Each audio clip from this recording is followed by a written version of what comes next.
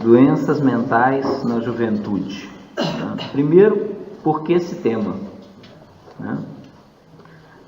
A doença propriamente, as enfermidades, a saúde, é algo que sempre nos diz muito. São temas de interesse sempre atuais. Quando falamos, ou quando nos propomos a estudar a questão da doença, sobretudo da doença mental, é algo que ainda se torna mais desafiador para todos nós. Porque pensamos, o que é que ocorre, o que é que se passa quando uma pessoa observa que a nível do seu psiquismo, a nível das suas ideias, a nível da sua orientação, da sua forma de estar na vida, não está tão bem e adoece mentalmente, e adoece psiquicamente. E quando falamos na doença mental, atingindo a fasquia da juventude, isso ainda alarga-nos mais ainda. Porque nós começamos a analisar a doença mental incidindo nessas pessoas que podemos dizer encontram-se na flor da idade.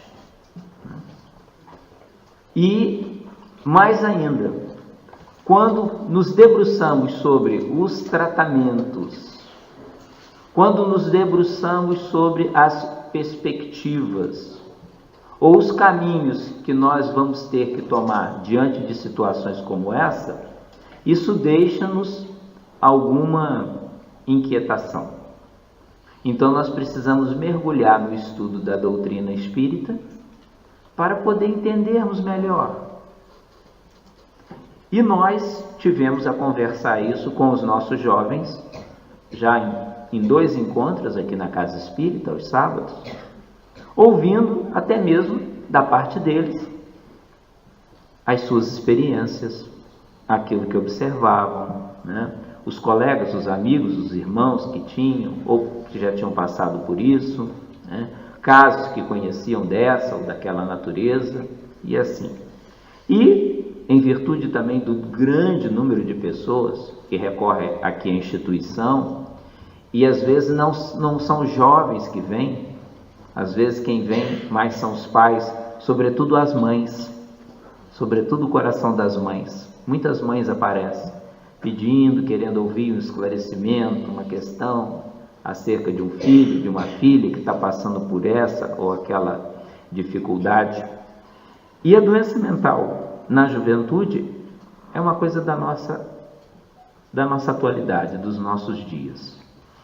Nem de propósito, ontem ainda, o Jornal de Notícias dava notícia, e vocês devem ter acompanhado, de que Portugal é dos países da União Europeia em que existe um maior consumo de tranquilizantes e sedativos. Detalhes, com receita médica. Ou seja, esses jovens passaram por avaliações médicas para que lhes pudesse ser indicado a toma desse ou daquele medicamento. Isso deixa-nos assim com uma necessidade de compreendermos isso à luz da doutrina espírita. Nós ouvimos falar muitas dessas doenças e às vezes nem percebemos muito bem o que elas são, como é que ocorrem, como é que acontece, e o que é isso que a gente vai ouvindo, Pessoas que passaram por uma situação de uma depressão nervosa, jovens que estão com depressão, jovens que tiveram um esgotamento, jovens que estão com o processo de uma psicose, Alguns termos são termos médicos em que nós vamos, às vezes, tomamos conhecimento que temos um familiar numa situação dessa, quando o profissional aproxima-nos e nos dá essa informação. Olha, o seu filho está passando por um processo desse. O seu neto tem isso, né? O seu esposo, a sua irmã, uma síndrome de pânico. Nós até dizemos, né? Eu tive uma situação tão difícil que eu já estava quase entrando em pânico. A bulimia, aliada à anorexia nervosa, né? Que são doenças que nós chamamos doenças do comportamento alimentar. Né? Jovens que às vezes passam por uma percepção da sua autoimagem, não se achando tão agradáveis quanto gostariam, ou porque estão, veem-se, às vezes nem estão, veem-se obesos, veem-se, né? Às vezes com uma estética, com uma estrutura que não lhes agrada, e diante disso reagem evitando a alimentação. Ou às vezes resistindo à comida, comendo e provocando o vômito a seguir, né? Que é o caso da bulimia. Jovens com doença bipolar. A coisa se tornou tão popular que nós já dizemos, né? Como é que você é? Eu sou meio bipolar.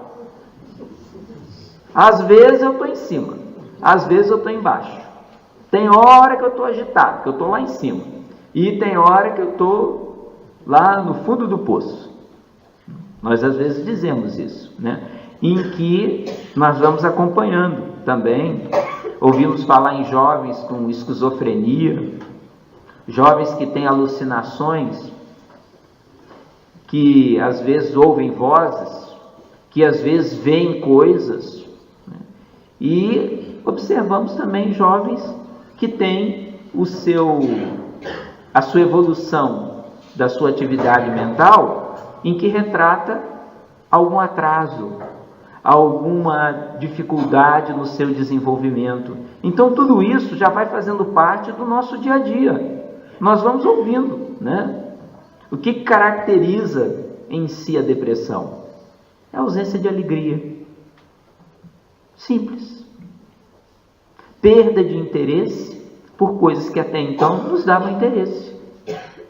Eu gostava de me arranjar, eu gostava de tomar banho, eu gostava de arranjar o cabelo, gostava de pintar minhas unhas, eu gostava de sair. Agora eu já não me trato, eu já não me limpo, eu já não quero estar com os outros, né? Que caracteriza muitas das vezes um quadro depressivo, a falta de alegria, a falta de alegria. Às vezes nós observamos isso nos jovens, mas há pais e mães, educadores, professores que observam isso nos seus filhos, nas suas crianças já. Às vezes algumas mães dizem: eu sinto que meu filho é uma criança triste. Já é sinal para que a gente tenha mais atenção com essa criança. O que caracteriza, né, aí a psicose, né? Muitas das vezes a pessoa, no termo popular, passa-se, né? A pessoa perde o contato com a realidade. Na síndrome de pânico é o medo, né? É o medo. Quem sofre de síndrome de pânico, o grande terror porque tem a sensação de que vai morrer a qualquer momento. Então dá inúmeras entradas no serviço de urgência, faz exame à cabeça, faz exame ao coração, faz exames aos ossos, faz exame ao pulmão, e fica às vezes até triste. Eu estou tão mal, os exames não dão nada, não é? Porque a gente, né, é uma percepção, é terrível. Quem já passou sabe o que é terrível. Toda pessoa com síndrome do pânico, todo jovem com síndrome do pânico, ele tem uma dificuldade grandiosa em lidar com a questão da morte, com a questão da doença. Morte e doença são duas coisas que geram sofrimento. Está muito bem. Olha, seu colega foi internado, já ficou mal. Foi internado com o quê? Está com uma doença no joelho. Eu também estou sentindo. Já começa com hipocondria. Característica, né?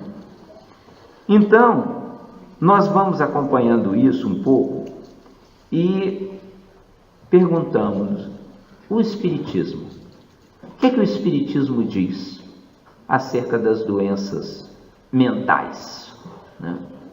Para a doutrina dos espíritos, toda enfermidade, seja ela física, seja ela mental, ela reside no ser espiritual que nós somos. Toda doença reside no ser espiritual. Muito bem. E aonde que estão essas marcas? Aonde que estão esses registros? Estão no nosso corpo fluídico intermediário, que Allan Kardec chamou de perispírito. É um corpo intermediário que todos nós possuímos. A criatura, quando morre, deixa o corpo físico e afasta-se do corpo físico, transportando consigo o seu corpo perispiritual. É o perispírito. É muito simples de compreendermos. Quando nós sonhamos com um familiar que já morreu, que já desencarnou, e nós identificamos que é o nosso familiar, porque traz determinadas características, o que você vê no sonho é o perispírito do seu familiar que se apresenta daquela maneira. Então, é no perispírito que encontra-se a sede de todas as nossas enfermidades. E a doença mental, no caso, ela também ali tem a sua grande matriz. Quando o espírito reencarna, ele leva um período para consolidar a sua reencarnação. Isso ocorre na proximidade dos 6, 7, 8 anos de idade na criança. É quando a criança consolida a sua reencarnação. Que é a altura que muitos pais, professores, educadores começam a observar quem é que tem em casa. É nessa hora que a gente mima, que a gente dá atenções, que a gente dá cuidado, que a gente educa e orienta. Mas começa a observar que com todo o amor, com toda a orientação, esse filho, essa filha já apresenta características muito próprias. O espírito prossegue a sua reencarnação. 9 anos de idade, 10, 12 anos, período em que se aproxima ali de uma pré-adolescência. 12 anos de idade, podemos dizer que o espírito está na adolescência. E aí, na adolescência, o espírito realmente assume o seu psiquismo, assume a sua personalidade de quem é, quais as características principais que tem, quais as suas qualidades, os seus pendores, se gosta de música, se gosta de línguas, se gosta de desporto, mas vai apresentar também as suas tendências às imperfeições. Se nunca teve necessidade, por vezes é inclinado ao roubo. Por muito que seja educado, tem uma inclinação grande para utilizar palavras impróprias. Demonstra, por vezes, maior tendência para a agressividade. É o espírito reencarnado. E nesse campo, nós vamos observar as características psíquicas. Se às vezes é um jovem, que nós dizemos centrado, que tem objetivos na vida. Não, eu quero estudar, papá, eu quero estudar, mamãe, eu quero tirar esse curso, eu quero fazer essa formação. Não, papá, não, mamãe, eu não quero estudar, mas eu quero trabalhar nisso, eu quero trabalhar naquilo, eu quero fazer. Em que você começa a observar que esse ser espiritual está dizendo a que veio. E quando esse jovem, quando essa jovem nem sempre sabe o que quer, também é natural. O jovem não sabe o que quer. É mais fácil ele saber o que ele não quer. Não quer estudar, não quer trabalhar. Quero direito ao telemóvel assim, né? Quero assistir meus filmes, quero sair com meus amigos. O que demonstra o quê? Que este jovem, ele também já vai dizendo as vontades que tem. E que por vezes, com o passar do tempo, esse jovem vai mudando as suas características. É a altura em que os pais e as mães esperam que chegue o juízo. Assim, ai, tão bom. Agora ele já está dizendo isso. Agora ela já está dizendo aquilo. Já estou mais tranquilo. Vejamos que quando são pequeninos, é uma tranquilidade. A gente leva, a gente traz, a gente lava, dá de comer, põe na cama. Olha para o relógio e diz assim, pronto, por hoje está feito, agora eu vou descansar, vou dormir só amanhã. Agora quando eles começam a sair, e que a gente diz assim, diz alguma coisa, manda uma mensagem. Você vai com quem? Com meus amigos. Quem são seus amigos? Que horas você chega? Em que nós vamos sentindo alguma necessidade de poder acompanhá-los. Esse jovem, quando ele apresenta, essas características espirituais, nós vamos observar que tipo de espírito que nós temos ali. Se é um espírito, às vezes, que às vezes nós notamos ressentido, acontece qualquer coisa, fica magoado, fica 2, 3 dias sem querer falar com a gente, fecha a porta do quarto, põe a música alta, não quer vir para a mesa para comer. Quantas vezes que nós observamos jovens assim? Ou se é um jovem dócil, afável, olha, o papai brigou com você, a mamãe chamou atenção e tal, estava um pouco nervosa, estava um pouco inquieta. Ah, mamãe, deixa lá. Ah, nem lembro disso, papai, já passou. Essas características são características do espírito. Para as pessoas que têm medo de espírito, percam o medo de espíritos, porque nós somos espíritos. E estas características vão nos dizendo, sobretudo, no campo mental, no campo psíquico. Aonde que reside, então, o desequilíbrio do jovem que, por vezes, aparece nessa altura? Aonde que se encontra? Causas. Temos aqui, dividimos, por questões didáticas, 3 grupos. Tá? As causas essenciais são as causas morais, em que por vezes a doença aparece na juventude, porque é a altura que esse espírito reencarnado assumiu a sua maturidade da outra ou das outras vidas, e por vezes esses compromissos de foro moral, a raiva, o ressentimento, a mágoa, a timidez, os conflitos, os complexos. Mas o que é isso? Me explica melhor. Nós não observamos situações, por exemplo, de pessoas que, movidas pelo ódio, acabam por cometer crimes. Ficam feridas com uma pessoa, ficam magoadas, às vezes cometem o homicídio, a seguir cometem o suicídio, elas tiram a vida do outro e depois encerram as suas próprias.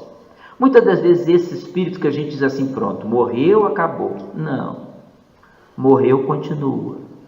Esse espírito magoado, o que ele destruiu foi o corpo. Ele volta para o mundo espiritual encharcado ainda de ódio, de ressentimento. E vai se afinizar com entidades espirituais vinculadas ao ódio. Daí a proposta de Jesus de brandura, de perdão das ofensas. Se te fizerem o mal, você não se vingue, é a outra face. Esse espírito, ao retornar, esses compromissos que ele se comprometeu, movido pelo ódio, ele vai trazer muitas das vezes na forma de uma doença mental pelos crimes que cometeu.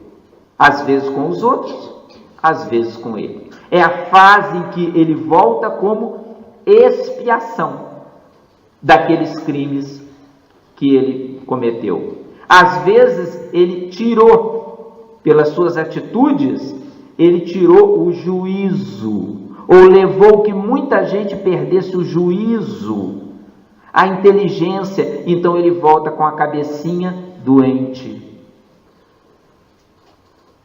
Às vezes é um processo de mágoa, de ressentimento, e nós vamos observar esse jovem muito ferido. Às vezes uma quesilha em família, e nós falamos assim: por que você está assim? Ai, você viu como meu irmão me falou? Pronto, seu irmão falou assim, estava nervoso, já te pediu desculpa. Ah, mas não adianta que eu não esqueço. Quantos jovens? No seio da família. E o pai e a mãe, atento, vai observando que esse jovem, toda vez diante de uma ofensa, ele guarda ressentimento. É claro que no processo de educação, você vai procurar conversar com esse jovem e mostrar os valores do perdão. Explicar para ele que ficar ressentido faz mal em primeiro lugar a ele, depois aos outros. Jovens que às vezes têm processo, às vezes causas morais, causas de timidez, às vezes voltam. E é comum para muitos jovens, às vezes, a inibição. Chegam num lugar qualquer, ou na escola, ou junto dos amigos, eles chegam, quando um saúda, ele olha para o chão. Ele abaixa a cabeça. Ele não sabe onde é que põe a mão. Ele não sabe se põe no bolso, se tira do bolso. Se as pessoas estão falando com ele, ele está olhando para o outro lado. Processo de inibição, de timidez. Que em casos mais avançados, esse jovem, como conheço alguns, uma jovem de 16 anos deixou de ir para a escola. Deixou de contactar com a própria família quando visitava a casa dos pais. Constitui um quadro de fobia social. Nem a mesa de refeição com os pais come. Minha filha está lá comida, ela vai e come sozinha, volta para dentro do quarto. Se chegar uma visita, tranca-se dentro do quarto. Fobia social. Deixam de ir à escola. Recusam-se, às vezes, ao próprio tratamento médico. Às vezes, situações de conflitos. Conflitos de inferioridade. Quantos jovens que acham que tudo que eles têm ou tudo que eles fazem é pior do que os outros. A escola dele é pior, o pai dele é pior, a mãe dele é pior, o carro que a família tem é pior, o lugar onde ele mora é o pior, a roupa que ele veste é a mais feia. Conflito de inferioridade. E também tem conflito de superioridade. Tudo dele é o melhor. Ah, se fulano vive no mundo da lua, né? Tem a mania que é rico, vive de nariz empinado. Quantos que a gente encontra assim? Conflitos também. Conflitos complexos. É as causas morais. E eu vou contar um caso para vocês. Um caso em que a causa moral foi ganância. Poder, posse, bens, dinheiro. Outras causas que podem levar à doença mental dos jovens. Essas, então, é das mais frequentes. São os vícios. O contato com álcool. Com as drogas. Diz-se entre eles, converso com muitos jovens, às vezes me diz, conversando com ele, droga não faz mal. Não, tabaco que faz mal. Porque tabaco pode dar cancro. Droga é natural, é erva. E é uma beleza. A gente viaja, fica naquela onda. Tá? Depois volta. O que muitos não têm a cautela, o que muitos jovens não têm a cautela, e alguns pais, avós deveriam, sobretudo, conversar com seus filhos sobre isso, é que alguns desses jovens, alguns desses espíritos, eles são muito sensíveis.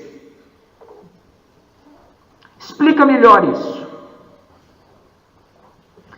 A grande maioria de nós, provavelmente a totalidade, já tomou uma vez na vida antibiótico. Uns dirão assim, remédio santo, salvou a minha vida. Outros dirão assim, ai, naquela altura me ajudou, mas deu cabo no meu estômago. Ai, eu fiquei avariado dos intestinos. Ai, eu fiz uma urticária. Demonstrando que nem todos reagem à mesma substância da mesma forma. A droga, o álcool, o tabaco, nos jovens é rigorosamente igual. Quantos que bebem e deprimem, choram, ficam chatos. Outros que bebem e ficam eufóricos, querem sair, querem dançar. Aí o efeito. E alguns, eles misturam o álcool, a droga, e muitas das vezes passam-se, só que alguns não voltam, eles endoidecem e ficam na doideira, que muitas vezes vai constituir, como conheço muitos, vai abrir um quadro de síndrome do pânico que não tinha. Vai abrir um quadro, por vezes, de depressão que não tinha. Vai abrir um quadro de insônia que não tinha. Jovens. E a psicose, então, é muito comum, muito frequente. E precisam fazer medicação psiquiátrica mesmo. Ah, eu queria tomar uns passos. Pode tomar uns passos, mas vai para o médico.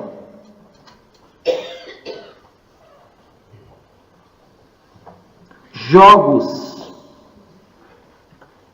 O vício nos cassinos e agora com o acesso aos jogos online ou os videogames e tudo, muitas das vezes torna-se um caso aí de perturbação mental em muitos jovens. Infelizmente, ocorre.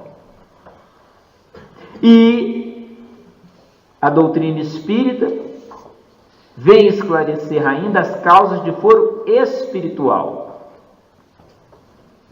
O que é a obsessão? Segundo a descrição de Allan Kardec, é a influência pertinaz de um espírito sobre outro, com a intenção de prejudicá-lo, de fazer o mal. Se eu disse que muitas das causas morais é do comprometimento do espírito de outras vidas, em outras reencarnações, todos nós recolhemos afetos, amores, mas também arrumamos alguns desafetos e alguns desamores, que esperam um momento de invigilância nossa, para que se estabeleça aí um processo de obsessão espiritual. É aquele a quem devemos que aparece e dizendo assim, agora está mais fácil eu chegar, agora está mais fácil eu envolvê-lo. Porque muitas dessas doenças, infelizmente, acabam por culminar num processo de suicídio. E o espírito que leva o outro a cometer o suicídio, ele sabe que nós não vamos morrer. Seria de perguntarmos, se ele sabe que nós não vamos morrer, por que nos leva a cometer o suicídio? leva-nos a tentar cometer o suicídio para que a gente perca a oportunidade da reencarnação, para ter que começar numa outra mais difícil, mais complicada, abdicando das oportunidades que hoje nós temos. Então, a obsessão espiritual é uma causa que por vezes leva às outras. Eu quero prejudicá-la, mas ela ora, mas ela procura fazer o bem, mas ela é uma pessoa ajustada, procura ter uma boa sintonia. É mais difícil eu influenciá-la. E eu fico aguardando à espreita que ela tenha um momento de vigilância. Acontece um insucesso, um relacionamento afetivo que acabou, ela ficou triste, pronto, o campo está aberto para que eu chegue e consiga os meus intentos. Daí a proposta de Jesus, vigiai e orai. A proposta de Paulo de Tarso nas suas cartas, tudo me é permitido, tudo me é lícito. O corpo é meu, a vida é minha, ninguém tem nada a ver com isso, sobretudo os jovens, na emancipação da juventude, né? Até a frustração dos 18 anos, que pensava assim, eu agora sou de maior e continuo dependendo dos meus pais, continuo na casa deles, para fazer a vida que eu quero eu dependo deles. Tudo me é permitido, mas nem tudo me convém. Nesse quadro que nós encontramos de causas de doença mental nos jovens, nós temos ainda uma outra perspectiva, que é acerca da família. Muitas das vezes, é na família que esse processo será mais doloroso. Experimente conversar com o pai, com a mãe, que tem um filho, um jovem, em desalinho mental, em desalinho psíquico. Sempre com o coração carregado de esperança que ele, que ela se reabilite. E para isso nós precisamos muito conversar com os nossos jovens. Esse nosso pudor de não querer falar sobre esse ou sobre aquele assunto, ele vai na internet, no café, com os amigos, aprender aquilo que os outros acham que é o certo. E nós perdemos a oportunidade de, em casa, dar a orientação que a gente pode e deve dar. Converse com os filhos, converse com os netos. Ah, mas a vovó, mas o vovô já está passado, no tempo dele era diferente. Converse. Sempre fica alguma coisa. Sempre fica alguma coisa. E aí também é uma situação de que muito desses jovens, muito desses casos que nós encontramos, são doenças mentais em jovens incapacitantes. Alguns deles não terão condições de trabalhar para o seu próprio sustento. Se eles não terão condição de trabalhar para o seu próprio sustento, naturalmente será a família mais próxima que vai ter que arcar com isso. Eu gostaria de que nessa nossa conversa de hoje, nesse nosso encontro, nós pudéssemos sair daqui esclarecidos da necessidade de dialogarmos. Todos nós temos crianças, temos jovens, analisarmos as características que esse jovem, que essa jovem tem, ver naquilo que nós podemos ajudar, trocar impressões, passar um pouco da nossa experiência e, sobretudo, dizermos dentro de casa o quanto que nós amamos a eles. Você é importante para mim. Como que eu te quero bem. Você pode dizer que agora eu não tenho mais nada a ver com a tua vida. Até certo ponto é verdade, mas eu vou continuar acompanhando os teus sucessos ou os seus insucessos, as suas lutas, as suas vitórias ou o seu sofrimento.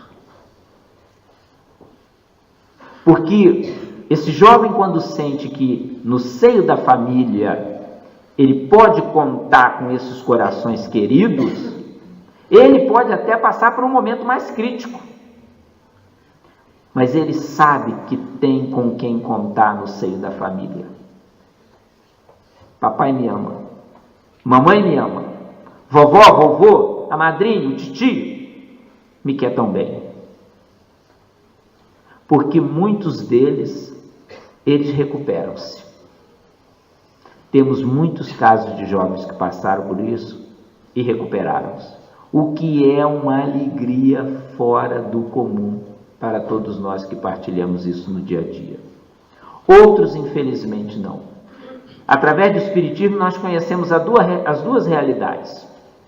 Os jovens que ainda estão na Terra, que passaram por isso, que recuperaram-se e estão aí para dar o depoimento. E os jovens que, por vezes, nós os ouvimos através dos médiuns. Eles já morreram, já deixaram o corpo físico. E eles falam-nos como tem sido a vida que continua do lado espiritual. E de todas as coisas que pessoalmente mais me sensibilizaram nesse contato com os espíritos, é quando recebemos jovens narrando as suas lutas. E algo que é muito frequente são os jovens que desencarnaram de acidentes porque estavam drogados, que desencarnaram de uma overdose, que desencarnaram às vezes de uma situação de mistura que fizeram numa balada, numa noite. E o que me marcou e ainda hoje me marca, quando eles aparecem e narram as suas lutas, é o quanto choram quando pensam nos pais.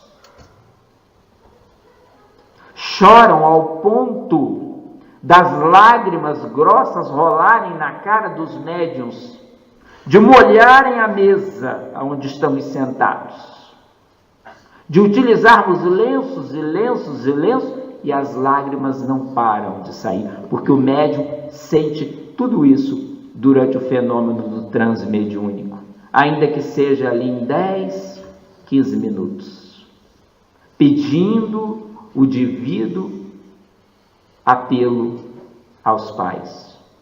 Diga, é muito frequente eles dizerem isso, diga aos meus pais que me perdoem. Digam aos meus pais que não chorem tanto por mim. Digam aos meus pais que eu estou fazendo força hoje, agora, aqui, para me recuperar. É algo que nos sensibiliza muito. E nessa caminhada, em que nós precisamos de tratamento, nós vamos precisar juntar aqui as 3 ferramentas. Nós somos espíritas, acreditamos na vida para além da morte, acreditamos na ajuda que os espíritos nos dão, mas doença mental no jovem precisa, no jovem e não apenas no jovem, em todas as faixas, precisa do tratamento médico, dos serviços de psiquiatria. Abençoados que são. Se a gente ainda não precisou, muito bem. Mas se precisar um dia, que a gente possa ir. Enquanto não estamos muito ruim. Porque às vezes a gente nem lembra da primeira ou da terceira consulta. Porque estávamos tão passados que foi alguém que nos levou. Ou a gente acorda lá no hospital. Tratamento médico. Outro componente, tratamento psicológico, para que possa ter a reabilitação, muitas das vezes, daquele complexo de inferioridade, daquele conflito, por vezes, de superioridade, aquela tendência a ser ressentido, a ser vingativo. O tratamento psicológico é que vai trabalhar tudo isso, em que o jovem ele vai falar de si. Ele vai falar do que sente, ele vai falar do que gosta, ele vai falar do que detesta, e terá ali profissionais que lhe possam ouvir. E complementando o tratamento espiritual, porque no tratamento espiritual iremos procurar atender aos espíritos ligados àquela vinculação do pretérito. Tive a oportunidade de acompanhar ao longo da vida doença mental. No seio da própria família. Que alguns aqui, quando já experimentaram isso, diziam assim: ai, foi a minha desgraça. Hoje, à luz da doutrina espírita, eu já olho e posso dizer: foi a minha bênção. Quanto que me ensinou. E nesse campo da doença mental nos jovens, acompanhei certa feita um caso de um jovem que, na flor da idade, um jovem muito determinado, um jovem que queria seguir os seus estudos, e na flor da idade, ele abriu um quadro de doença bipolar afetiva. No caso dele, as doenças não são todas iguais, mas no caso dele, ele começou a apresentar uma fase de euforia, uma fase que nós chamamos de mania, de cisma. Então, se ele cismasse que era o homem mais rico, ele ia comprando tudo que encontrasse, mesmo que não precisasse nada daquilo, fazia dívidas e tudo mais.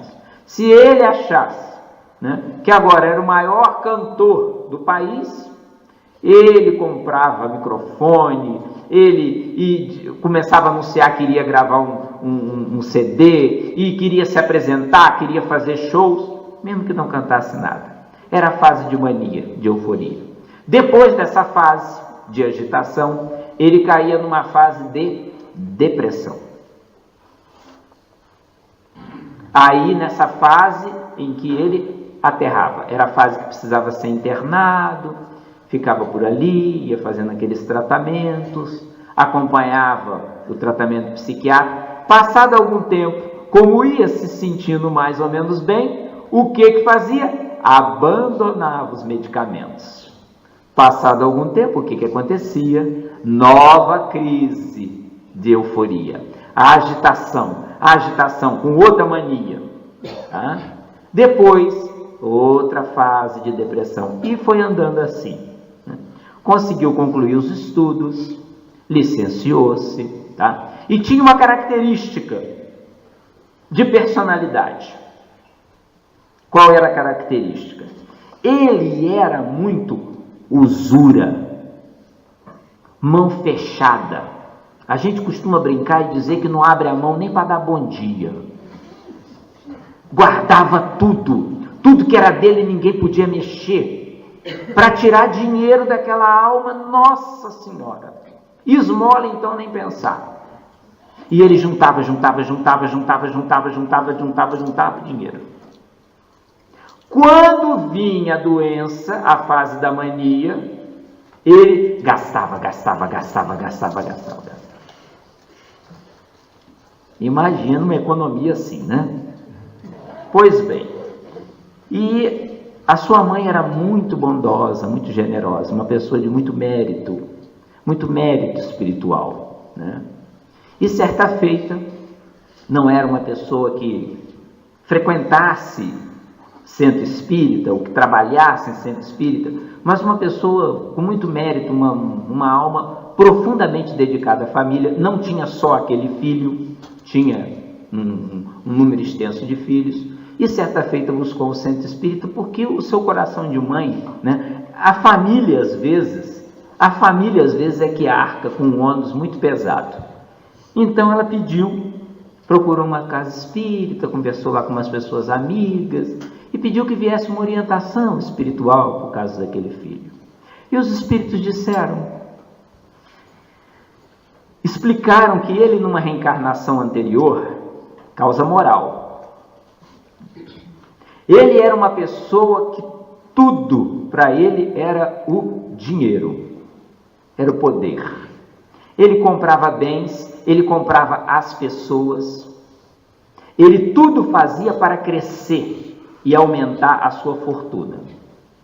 E quando atingiu uma certa idade, ele naquela reencarnação ele não casou-se, naquela reencarnação ele não teve filhos. Os seus supostos amigos começaram a pensar assim: bem, ele agora tão rico, vai morrer, vai ser uma pena, né? Quem vai ser o herdeiro? Esses supostos amigos, né, prepararam-lhe uma situação em que ele foi perdendo todos os bens. Na medida em que ele perdeu todos os bens, ele também perdeu o juízo e desencarnou já numa idade avançada. Nessa reencarnação, os espíritos explicavam, ele voltou portador de doença bipolar. E adivinha no meio de quem que ele reencarna? Numa família que era constituída pelos mesmos supostos amigos de outrora que lhe deram cabo da herança, que ficaram com os seus bens, que lhe levaram à falta de juízo. Nessa vida estavam recebendo de volta, sem o juízo. Como ele também não casou e não teve filhos, quando entrava em crise, quem é que pagava a fatura? Era a família. Internamento, médicos e tudo mais. Foi uma coisa muito curiosa de observar. Os espíritos explicando a causa moral daquela doença bipolar. Notou-se um dado interessante, né? Conforme eu falei, a mãe dele era uma pessoa de muito mérito espiritual. E, passado alguns anos, com o tempo, ele fez tanta crise, que ele passou a viver grande parte da vida num hospício. A família ia lá, ajudava e tudo, e ele grande parte do tempo ali. Passado uns anos, muitos anos, a sua mãe desencarnou. E a família, que nessa altura já tinha uma abertura para as ideias espíritas, comentou assim: engraçado, desde que fulana morreu, ele está mais sossegado, ele está mais calmo. Provavelmente ela, a mãe, no mundo espiritual, deve estar ajudando e auxiliando agora a ele cumprir esse processo expiatório. Então, para que a gente possa encerrar, fomos nos inspirar nessa página do Espírito Camilo, que através da psicografia de Raul Teixeira, no tema Filhos em Expiação, no livro Minha Família, o Mundo e Eu, diz: pais existem cujos rebentos, mesmo com corpo perfeito, são portadores de distúrbios psicológicos ou de doenças psiquiátricas, que exigirão um agigantado teor de paciência e de carinho, para diminuir-lhes as agruras, as dores reencarnatórias.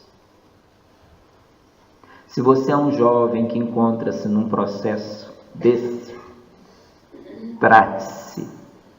Busque os recursos que a medicina da Terra pode te oferecer.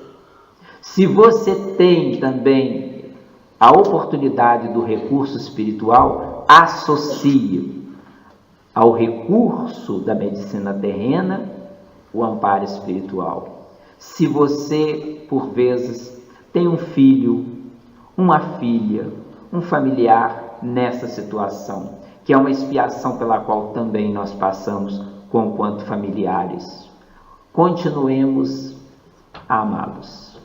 Continuemos a gostar deles, não da forma como a gente gostaria que eles fossem, a gostar dele do jeito que eles são. Às vezes a gente tem um pai deprimido, às vezes a gente tem uma mãe bipolar, às vezes temos um filho com pânico, seja como for.